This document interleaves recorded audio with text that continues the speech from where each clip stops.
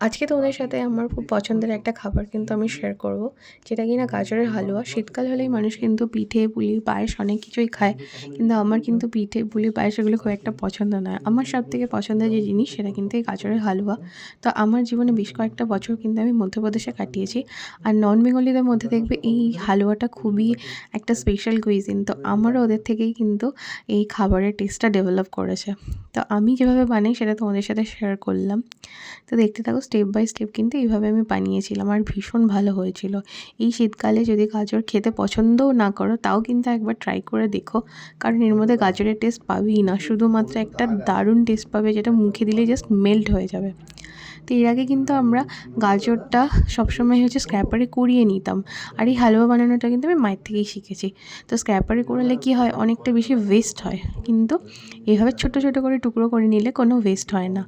আর এদিকে ছিল আমার কাছে একটা মিষ্টি, যেটা কিনা গুড়ের একটা সন্দেশ ছিল। তো ওইটা আমি দিয়েছিলাম একটুখানি থেতো করে নিয়ে, যাতে একটা মাওয়া টাইপের একটা ফিল আসে। তো তোমাদের কাছে যদি মাওয়া থাকে সেটা কিন্তু তোমরা দিতে পারো। তো আমার কাছে নেই বলে আমি এটা দিলাম। তোমরাও কিন্তু দিতে পারো সন্দেশ থাকলে। মাওয়ার বিশাল ভালো একটা মানে অপশান আলাদা করে।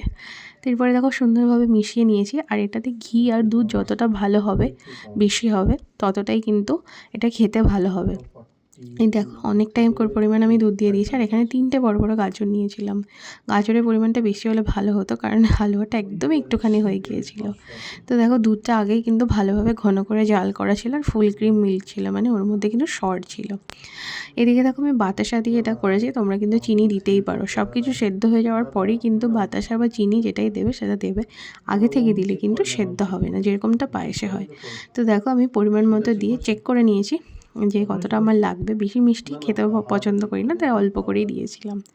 তো এই দেখে দেখো হয়ে গিয়েছে। তোমরা এরকম যেরকম আছে এইভাবেও খেতে পারো, কিন্তু আমার কিন্তু এটা মাখা মাখা পছন্দ, তাই আমি এটার একদম ঝোলটা মেরে নিয়ে সুন্দরভাবে শুকনো শুকনো করে নিয়েছি। এই দেখো, তো কি সুন্দর হয়েছে দেখো। এটা সত্যি বলছি এত ভালো খেতে হয়েছিল, মানে তোমাদেরকে জাস্ট আমি এখন ভয়েস ওভার দিতে গিয়েও লোভ লাগছে। তো অবশ্যই কিন্তু তোমরা ট্রাই করে দেখো, আর কারা কারা এটা খেতে পছন্দ করো অবশ্যই জানিও।